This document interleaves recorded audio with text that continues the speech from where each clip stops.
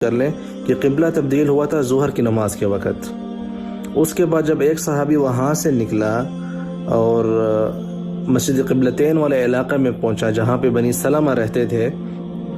تو یہاں پہ یہ لوگ عصر کی نماز پڑھ رہے تھے اور ان لوگوں نے 2 رکعتیں پڑھ لی تھی۔ تو اس نے پیچھے سے آ کے کہا کہ اللہ کے رسول کا حکم ہے، قبلہ جو ہے تبدیل ہو چکا ہے مسجد الاقصی سے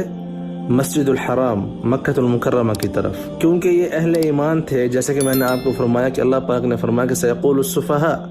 کہ بے عقل اور بے ایمان لوگ اعتراض کریں گے، لیکن یہ کیونکہ اہل ایمان تھے تو انہوں نے یہ نہیں پوچھا کہ 2 بن رہے ہیں یا 1 اور 1 11 بن رہے ہیں، تو انہوں نے فوراً ہی اسی نماز کے دوران اپنا قبلہ تبدیل کر لیا،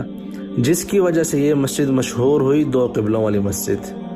تو یہ وجہ تھی اس کی کہ کیوں